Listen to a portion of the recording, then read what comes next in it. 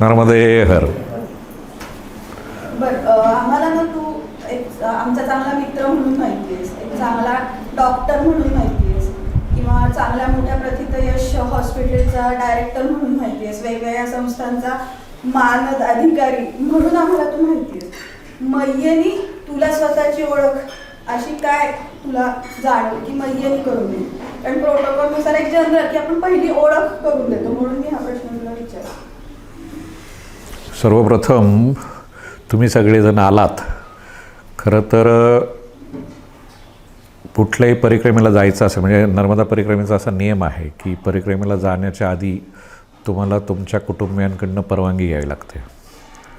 आणि त्या कुटुंबियांच्या परवानगीमध्ये सर्वप्रथम येते तुमची पत्नी, त्याच्यानंतर तुमचे आईवडील, तुमची मुलं आणि मग तुमचा मित्रपरिवार.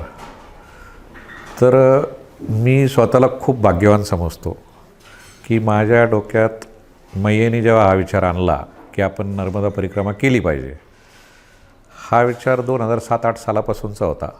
पण आत्ता ज्यावेळेस ते जायचं मी ठरवलं त्यावेळेस सर्वप्रथम माझी पत्नी रुपाली हिने मला परवानगी दिली.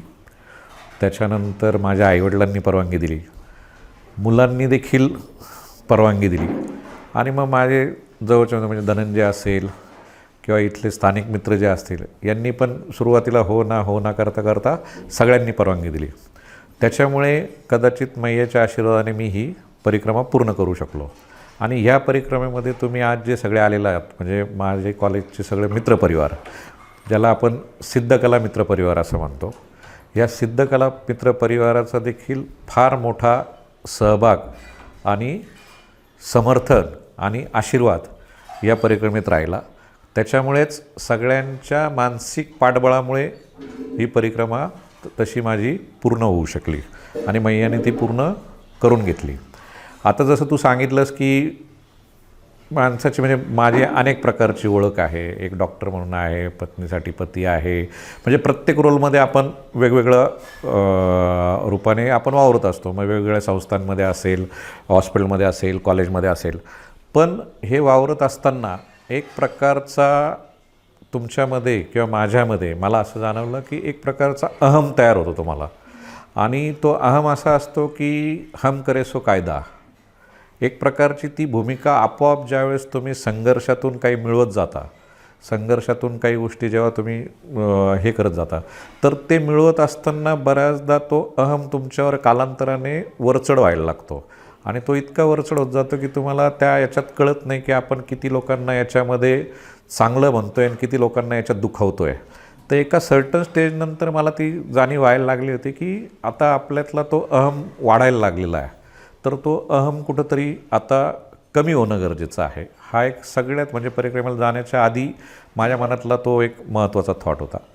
दुसरा थॉट असा होता की ह्या सगळ्या म्हणजे आपण शून्यातून सगळं तयार करत असताना, सगळ्या गोष्टी होत असताना खूप काही गोष्टी आपण मिस केलेल्या असतात किंवा खूप काही गोष्टी म्हणजे खूप आपण असं म्हणतो की भौतिक गोष्टी मिळवण्यासाठी ज्या चांगल्या चांगल्या गोष्टी आहेत त्या आपण गमावलेल्या असतात. मग त्याच्यामध्ये आपल्या स्वतःशी संवाद साधणं हा जो एक प्रकार आहे. तर बऱ्याचदा म्हणजे मला माझ्या मुलांचं लहानपण असेल किंवा माझे घरातले छोटे छोटे प्रसंग असतील, हे बऱ्याचदा मला रिकलेक्ट म्हणजे असं जेव्हा मी वावरायचो मला रिकलेक्टच होत नव्हते की माझी मुलगी आता पोस्ट ग्रॅज्युएट झाली, पण ती आता मला डायरेक्ट म्हणजे तिच्या ग्रॅज्युएशननंतर आणि पोस्ट ग्रॅज्युएशन आणि ती 5वी-6वीतली अशीच आठवते. म्हणजे ती किंवा ज्यावेळेस मी खेडगावला एकदम छोटं माझं ओपीडी होती त्या ओपीडीत जेव्हा होतो तेव्हाची तेवढीच आठवते. तर मधला हा स्पॅन मला आठवतच नव्हता किंवा माझा मुलगा अचानक मोठाच मला दिसतो आहे किंवा जे काही आयुष्यातले असे महत्त्वाचे टप्पे होते ते आठवतच नव्हतं. तर याच्यासाठी स्वतःशी संवाद साधणं हे देखील एक गरजेचं आहे. आणि तो स्वतःचा संवाद साधायचा असेल तर कुठंतरी डिटॅच होणं गरजेचं आहे. आणि ते डिटॅच सगळ्यांमध्ये अटॅच राहून डिटॅच होता येणार नाही. म्हणून मग मी म्हटलं की आपण याच्यात जायला पाहिजे. आता हा विचार तसा 2007-08 पासून होता, पण मग आत्ताच आपण ते करू शकतो, आत्ता ती योग्य वेळ आहे असं मला वाटलं. म्हणून मग मी स्वतःचा असं म्हणतात की कोणी अध्यात्मासाठी करतं, कोणी परमात्मा प्राप्त व्हावा म्हणून करतं, कोणी म्हणतात की बऱ्याचदा म्हणतात की नाही कोणी पापक्षालन करण्यासाठी करतं, कोणी आपली काहीतरी इच्छा असते नर्मदा मैयाकडे ती पूर्ण करण्यासाठी करतं. तर हे सगळे हेतू जरी होते, पण ह्या सगळ्या हेतूंबरोबरच मला स्वतःशी थोडंसं कनेक्ट व्हायला कदाचित मैया मदत करेल, हा एक त्याच्यामागे थॉट होता. म्हणून मग मी ते परिक्रमा करायचा निर्णय घेतला. म्हणजे प्रत्येकजण काही ना काहीतरी प्रवास करतच असतो. म्हणजे कोणी घरी करतं किंवा कोणी काही करतं. आणि तू जसं म्हटलं की काही लोक परमार्थासाठी करतात किंवा काही लोक म्हणजे पर्यटन म्हणून करतात किंवा काही लोक स्वतःचा शोध घेण्यासाठी करतात किंवा काही थ्रिल म्हणून पण करतात. म्हणजे सगळ्या प्रकारचे किंवा सगळ्या वयोगटाचे तुला आजूबाजूला दिसले असते तू परिक्रमा करताना. आणि तुला त्याच्यातून म्हणजे काय वाटलं असं की प्रत्येकजण आणि एवढा विचार करायला वेळ मिळतो का की म्हणजे ठीक आहे आता तू समजा परिक्रमा चालू केली तर तुला त्या परिस्थितीशी ॲडजस्ट होता किंवा रोजचं तुझं दैनंदिन जे रुटीन आहे ते तुला म्हणजे त्याच्याशी तुला तर रोजचं वेगळं तुला ॲडजस्टमेंट असते. म्हणजे रोजचा तुझा प्रवास वेगळा असतो. आज तुला वेगळा अनुभव असेल, उद्या तुला वेगळा अनुभव असेल. तुला ह्याच्यातून का आणि बाकीचं बघायला गेलं तर म्हणजे आता नॉर्मल जीवन जगताना तर आपण अशा भरपूर गोष्टी करतो की खूप लोकांना आपण मागे टाकतो. म्हणजे विचार न करता आपण पुढे जात असतो म्हणजे स्वतःच्या यशासाठी. तर आपण खूप जणांना मागे पण टाकत असतो. पण मग तेव्हा तुला काय वाटलं की असे तुझ्याबरोबर जे सगळे प्रवास करतायत त्यांची काय भावना असते म्हणजे एकंदरीत सहकार्याबद्दल? तर नर्मदा परिक्रमेसाठी जर आता आपण भारतातून जर बघितलं तर मागच्या वर्षी जवळपास 80,000 लोकांनी नर्मदा परिक्रमा केली असं ऑन रेकॉर्ड आहे. ऑफ रेकॉर्ड करणारे पण भरपूर आहेत. आता ऑन रेकॉर्ड म्हणजे का की जे नर्मदा परिक्रमा करायला जातात मॅक्झिमम लोक ओंकारेश्वरहून सुरुवात करतात आणि ओंकारेश्वरला गेल्यानंतर तिथं गजानन महाराजांचा जो आश्रम आहे त्या आश्रमामध्ये प्रॉपर तुमचं गेल्यानंतर तुम्हाला तुमचं आधार कार्ड द्यायला लागतं, तुमचे फोटो काढला जातं आणि तुम्हाला एक रिसिप्ट दिली जाते. त्याच्यावर तुमचा परिक्रमावासियांचा नंबर असतो, तुमचा फोन नंबर असतो आणि ते कार्ड तुम्हाला बरोबर घेऊन जायला लागतं. किंवा तुम्ही ज्या ब्राह्मण देवतेकडनं संकल्प सोडून घेतात त्यांच्याकडे देखील ती नोंद असते. तर त्या ज्या नोंदी आहेत त्याच्यानुसार मागच्या वर्षी 80,000 लोकांनी केली. पण याच्या व्यतिरिक्त मध्य प्रदेशातली किंवा महाराष्ट्रातली अनेक लोक त्यांना जिथं कुठं नर्मदा मैयाचा काठ जवळ असेल तिथून देखील परिक्रमा सुरू करतात आणि त्यांच्या त्या काही नोंदी नाही आहेत. माझा जो अंदाज आहे मागच्या वर्षी 80,000 लोकांनी केली असेल तर यावर्षी आत्ता जवळपास लाखभर लोक परिक्रमा करतायत. जसं तू म्हटली की प्रत्येकाचा आस्पेक्ट वेगवेगळा आहे की कोणाला कशासाठी करायची आहे, कोणाला कशासाठी करायची आहे. तर याच्यामध्ये जसे वयोगट वेगवेगळे आहेत, जसं आपण म्हणतो हाताची पाची बोटं सारखी नसतात, तसं तिथं परिक्रमाला येणारे पाची लोक किंवा जेवढे लोक आहेत ते काही सारखे नसतात. प्रत्येकाची थॉट प्रोसेस त्या परिक्रमेमध्ये वेगळी असते. कोणाचं काहीतरी म्हणजे आता माझ्याबरोबर एक जण होते ते नवस्फूर्तीसाठी आले होते का त्यांनी मागच्या वर्षी एक परिक्रमा केलेली होती त्यावेळेस जे नवस बोललेला होता तो पूर्ण करायसाठी आलेले होते. काही लोक जे असतात की म्हणजे साधू महंत बऱ्यापैकी वाटतात. तर साधू महंत हे बऱ्यापैकी फक्त तपश्चर्या आहे बा, ती तपोभूमी समजली जाते म्हणून तपश्चर्या करण्यासाठी येतात. आपल्यासारखी जी सर्वसामान्य लोक आहेत ही सर्वसामान्य लोक कोणाला काहीतरी मागायचं असतं, कोणाला काहीतरी मिळवायचं असतं किंवा जसं मी माझं कारण सांगितलं या कारणासाठी प्रत्येकजण त्या त्या पद्धतीने येत असतो. आणि जसं तू म्हटली की बा कोणी मागे राहतो कोणी पुढे राहतो, तर असं म्हटलं जातं की परिक्रमेमध्ये कधीच तुम्ही कोणाबरोबरही गेलात तरी तुम्ही एकत्र राहूच शकत नाही. मागे पुढे हे होतच असतं. जसं आयुष्याचा नियम आहे, आयुष्यात आपण अनेक मित्र आपणही सगळ्यांनी बरोबर सुरुवात केली नाही म्हणजे अटॅचमेंट ही होतच नाही. म्हणजे आपोआप तुम्ही आता बरेच जण करतात. म्हणजे मी बघितलं की नवरा बायकोही परिक्रमेला भरपूर आलेले होते, पण नवरा बायको देखील त्या परिक्रमेमध्ये पूर्ण प्रवासात बरोबर राहत नाही. त्यांची देखील ताटातूट होते काही कालावधी करता. मग असं म्हटलं जातं की मैया ती करून घेते, मैया ती जाणीवपूर्वक करून घेते. पण मी ॲज अ डॉक्टर म्हणून जेव्हा त्याचं ॲनालिसिस केलं तर प्रत्येकाची शारीरिक क्षमता ही वेगवेगळी असते. माझी शारीरिक क्षमता कदाचित आज 15 किलोमीटर चालायची आहे, उद्या मी कदाचित 25 किलोमीटर चालेल, परवा कदाचित मी 5 किलोमीटर चालेल, त्याच्यानंतर मला एक दिवस आराम करावा असं वाटेल. आणि माझ्याबरोबरचा जो सहकारी आहे ज्यावेळेस माझी 15ची आहे त्याची 20ची कॅपॅसिटी आहे, दुसऱ्याची 25ची आहे.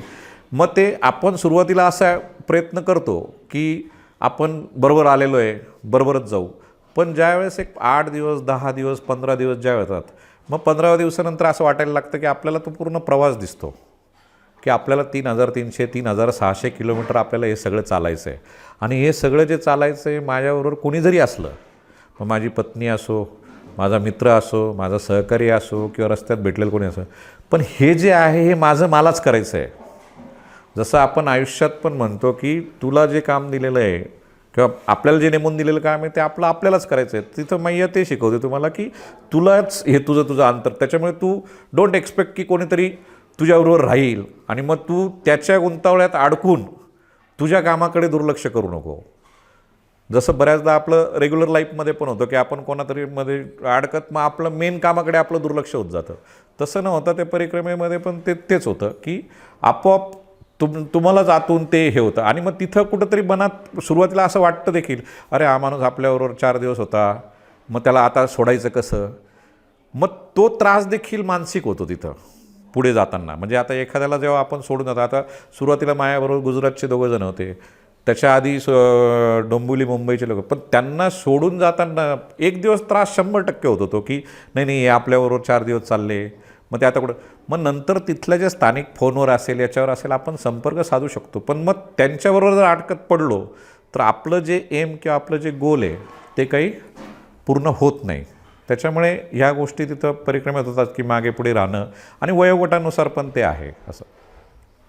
आणि वेगवेगळ्या ठिकाणी तू थांबलास किंवा वेगवेगळ्या लोकांबरोबर चर्चा झाली असते तुला, तर तुला त्याच्यातून काय जाणवलं? म्हणजे वेगवेगळ्या चर्चेमधून असं एक समान काहीतरी, म्हणजे नर्मदेबद्दल किंवा समान काहीतरी त्याच्यात ह्याच्याबद्दल काय जाणवलं तुला त्याच्याबद्दल? ते आता याची जर सुरुवात करायची झाली तर मी असं म्हणेल की सगळ्यात पहिल्यांदा नर्मदा परिक्रमा म्हणजे काय हे आपण समजून घेणं गरजेचं आहे. नर्मदा परिक्रमाच का हे पण समजून घेणं गरजेचं आहे. आता परिक्रमा म्हटलं की आपण आता कुठल्याही देवाला जातो, मंदिरात जातो, दर्शन घेतल्यानंतर कधीच आपल्या सनातन धर्मामध्ये आपण दर्शन घेतलं आणि सरळ बाहेर आलो असं होत नाही. जोपर्यंत दर्शन घेऊन आपण त्या मंदिराला प्रदक्षिणा मारत नाही तोपर्यंत आपलं दर्शन त्या देवाचं पूर्ण होतच नाही. तसं आपण जन्म जेव्हा घेतो, आपल्या जन्म घेतल्यानंतर आपल्या आत्म्याच्या देखील 84 लक्ष योनी सांगितलेल्या आहेत. तर आपला आत्मा देखील ह्या 84 लक्ष योनीमधून फिरत असतो, तो देखील प्रदक्षिणा करत असतो. तर त्याच पद्धतीने नर्मदा मैयेचा जिथून उगम आहे आणि जिथं शेवट आहे हा जवळपास 1300 किलोमीटरची अंदाज मोठामोठी 1300 किलोमीटरची लांबी आहे. तर ते 1300 किलोमीटरला तुम्ही ज्या पॉईंटपासून चालू करता त्या पॉईंटपासून समुद्रापर्यंत जायचं, समुद्रापासून परत उगमापर्यंत जायचं आणि उगमापासून परत जिथून चालू करता तिथपर्यंत येऊन ती पूर्ण केली की त्याला प्रदक्षिणा म्हणतात. त्या अंदाज मी सांगितलं तो 1300 लांबी आहे असं. मग त्या हिशोबाने मग तुमचं ते 3200-3300 किलोमीटर होतं. दोन्ही बाजून तुम्ही उत्तर तट आणि दक्षिण तट असं जेव्हा चालता तेव्हा. आता याच्या ते अनेक वंदता आहेत. कोणी म्हणतं 4000 किलोमीटर आहे, कोणी म्हणतं 3600 किलोमीटर आहे, कोणी 3500 म्हणतं, कोणी 2800 म्हणतं, कोणी 2700 म्हणतं. हा जो तो ज्याच्या त्याच्या पद्धतीने जशी ती परिक्रमा करतो. कारण पायी चालत असताना असं काही तिथं गायडेड रोड मॅप नाही आहे की तुम्ही ह्याच रस्त्याने जा, असंच जा. मॅक्झिमम तिथं अशी वंदता अशी आहे किंवा मॅक्झिमम आपला प्रयत्न असा असायला पाहिजे की आपण मैयेच्या काठाने चालायचं. पण सगळ्याच ठिकाणी म्हणजे आता मागच्या वर्षी आमच्या बाबतीत त्रास आला की मागच्या वर्षी तिथं खूप नर्मदा मैयाला न भूतो न भविष्यत एवढा मोठा पूर आला. तर तटाला इतकं नुकसान झालेलं होतं की तटाहून पूर्णपणे चालणं हे केवळ अशक्य होतं. त्याच्यामुळे मग तुम्हाला थोडंसं साईडने चालायला लागतं. मग काही ठिकाणी आपण किनाऱ्यापासून अर्धा किलोमीटर, काही ठिकाणी 4 किलोमीटर, काही ठिकाणी 10 किलोमीटरपर्यंतसुद्धा लांबून आपल्याला चालायला लागतं. मग ते जसा तो ट्रॅक असेल त्या ट्रॅकनुसार आपला मार्ग वाढत चालतो आणि त्या ट्रॅकनुसार आपले किलोमीटर्स वाढत किंवा कमी होत चालतात. आता काही ठिकाणी तुम्हाला म्हणजे आता कपिल मुनींची तपोभूमी एका ठिकाणी होती. आम्ही ते बडवानीपासून अलीकडे ते कपिल मुनींची तपोभूमी आहे. पण सरदार सरोवराचं जे पाणी साचलेलं होतं त्याचा फुगवटा फार लांबपर्यंत आलेला आहे. त्याच्यामुळे तिथपर्यंत जो रेग्युलर ट्रॅक आहे काठाने जाणं शक्य नव्हतं. म्हणून आम्ही जवळपास 5-6 किलोमीटर रोडनी चाललो होतो. मग त्या तपोभूमीला जाण्यासाठी परत 5 किलोमीटर मध्ये काठावर गेलो, तिथून परत बाहेर आलो, मग परत पुढे गेलो. तर याच्यामुळे त्या अंतरामध्ये कमी जास्त राहते. म्हणून आपण काही ते असं डोक्यात घेऊन जायचं नाही की 3200 किलोमीटर आहे, 3500 किलोमीटर आहे, 3000 किलोमीटर आहे. एकदा निघालं आहे की जे आहे मग 3,000 राहो का 4,000 राहो, ते आपल्याला पूर्ण करायचं आहे, अशी जेव्हा आपण भावना घेऊन जातो तेव्हा ती आपोआप पूर्ण होते.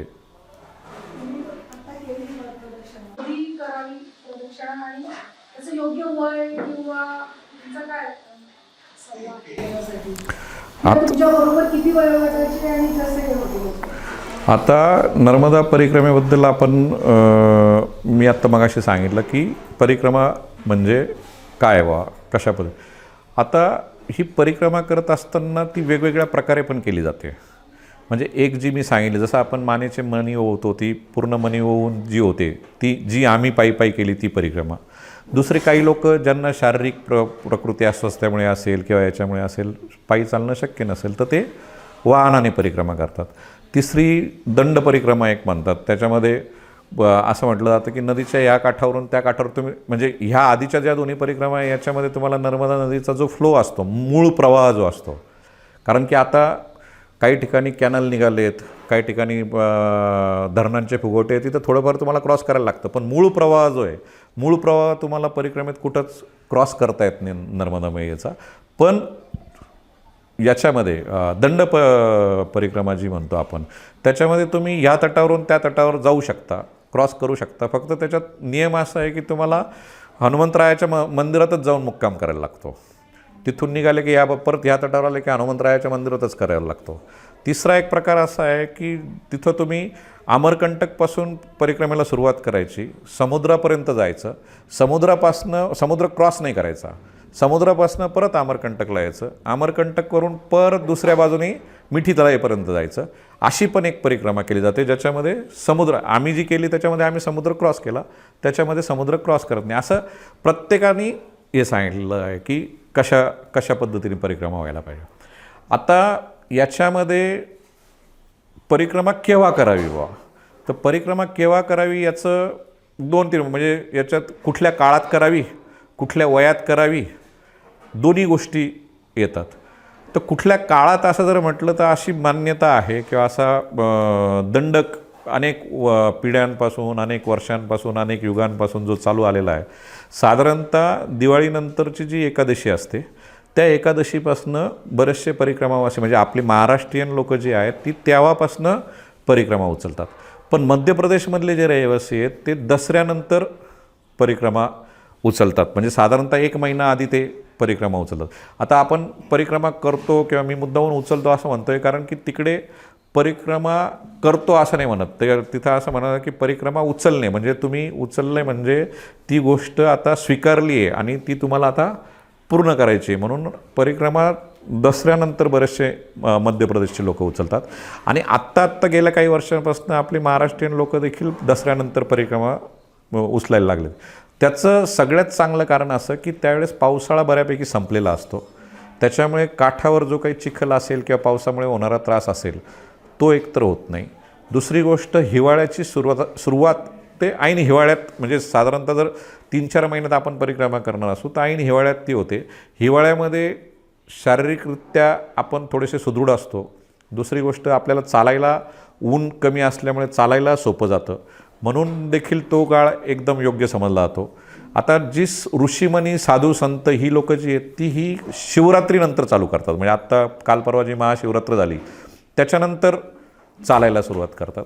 म्हणजे प्रत्येकजण त्याच्या सोयीनुसार, ॲडजस्टमेंटनुसार, फक्त चातुर्मास जो म्हटला जातो म्हणजे जो पावसाळ्याचा काळ आहे किंवा चातुर्मास जेव्हा विष्णू जो म्हणजे आपण म्हणतो की देव झोपलेले असतात त्या पिरियडमध्ये. पण आपल्याकडे जसं आपण हिंदू धर्मामध्ये, मी डॉक्टर असल्यामुळे प्रत्येक गोष्टीवर फक्त तुम्ही अंधपणे विश्वास ठेवा, चातुर्मासात चालायचं नाही. पण का चालायचं नाही, त्याच्यामागे कारण आहे की चातुर्मासामध्ये आपल्याकडे भारतामध्ये स्पेसिफिकली त्या पिरियडमध्ये खूप पावसाळा असतो. त्या पावसाच्या पिरियडमध्ये शक्यतो कोणी प्रवास सोपा होत नसेल, त्रास होत असेल, म्हणून चातुर्मासामध्ये परिक्रमा ही थांबलेली असते. इतर वेळात जी आहे, इतर वेळात मात्र तुम्ही परिक्रमा केव्हाही चालू करू शकता आणि पूर्ण करू शकता. आता याच्यामध्ये देखील प्रकार आहेत की मार्कंडेय ऋषींनी जी परिक्रमा केली होती, म्हणजे नर्मदा परिक्रमा सगळ्यात पहिल्यांदा चालू केली होती, म्हणजे सगळ्यात पहिली परिक्रमा जी केली ती मार्कंडेय ऋषींनी केली. आणि त्याच्यानंतर मग बऱ्याच लोकांना, तर मार्कंडेय ऋषींनी जी परिक्रमा केली ती परिक्रमा सगळ्यात अवघड, म्हणजे तशी परत कोणी केलेली पण नाही आहे. त्यांनी म्हणजे नर्मदेच्या उगमापासून सुरुवात केल्यानंतर नर्मदेला जेवढ्या काही नद्या येऊन मिळालेल्या आहेत त्या प्रत्येक नदीला पण त्यांनी क्रॉस नाही केलं. त्या नदीच्या परत उगमापर्यंत जायचं, त्या नदीची पण प्रदक्षिणा करायची, परत मूळ स्थानापर्यंत जायचं, परत पुढे जायचं. अशा 999 नद्यांचे किंवा नाल्यांचे त्याचे उगम टू एंड अशी त्यांनी परिक्रमा केलेली आहे.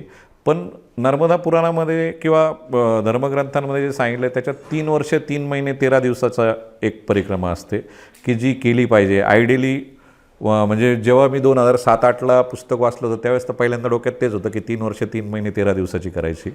नंतर काही लोक हे वर्षभराची करतात, काही लोक मग जशी तुमची शारीरिक क्षमता असेल.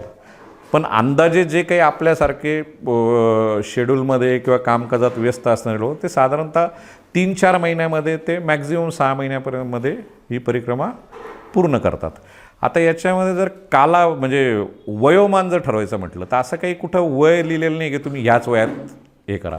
पण आपण असं चेष्टेने म्हणतो किंवा आपल्या याच्यात म्हणतो की एकदा तुम्ही रिटायर झाले, तुमच्यावर काही जबाबदाऱ्या नसल्या की त्यावेळेस परिक्रमा करतात. मॅक्झिमम लोक 60 नंतर 65 नंतर परिक्रमा करतात. पण मी जेव्हा आत्ता परिक्रमेत होतो तर ज्यांना खरोखर असं वाटत होतं की नाही मला करायचीच आहे, तो वयोगट म्हणजे मला 25 वर्षाची लोकं भेटली, 30-35ची लोकं भेटली, 40-45ची लोकं भेटली. ह्या सगळ्या वयोगटातली लोकं तिथं असतात.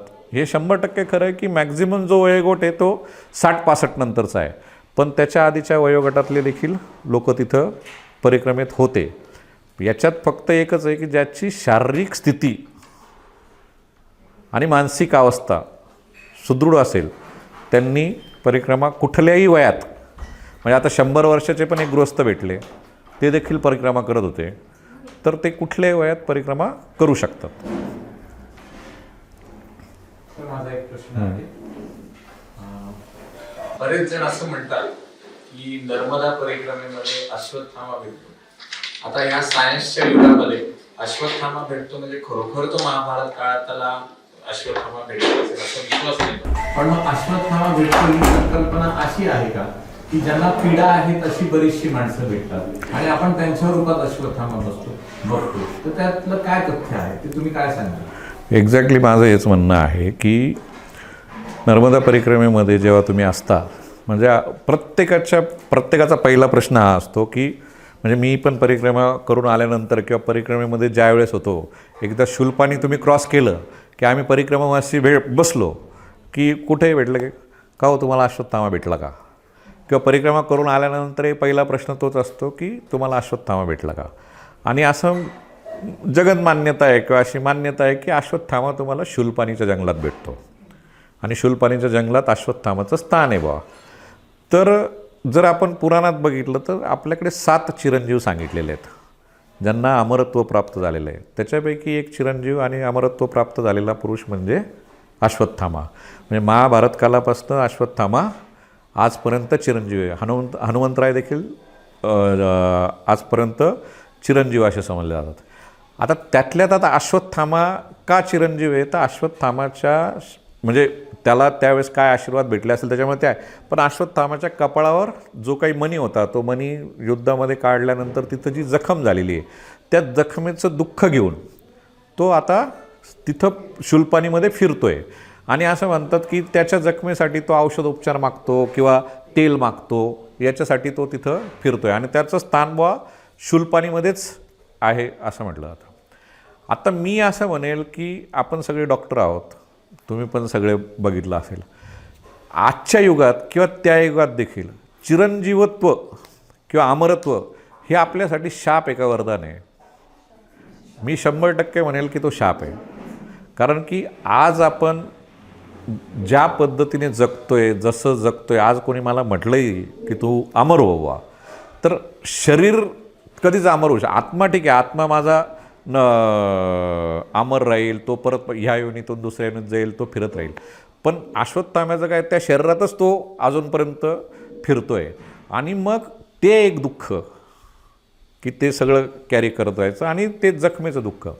तर शूलपाणीमध्ये जेव्हा म्हणजे आपण ओंकारेश्वरहून मी परिक्रमा उचलली, ओंकारेश्वरहून साधारणतः एक 7-8 दिवसाचा प्रवास झाला 8-10 दिवसाचा की तुम्ही शूलपाणीमध्ये प्रवेश करता. शूलपाणीची झाडी असं म्हटलं जातं त्याला.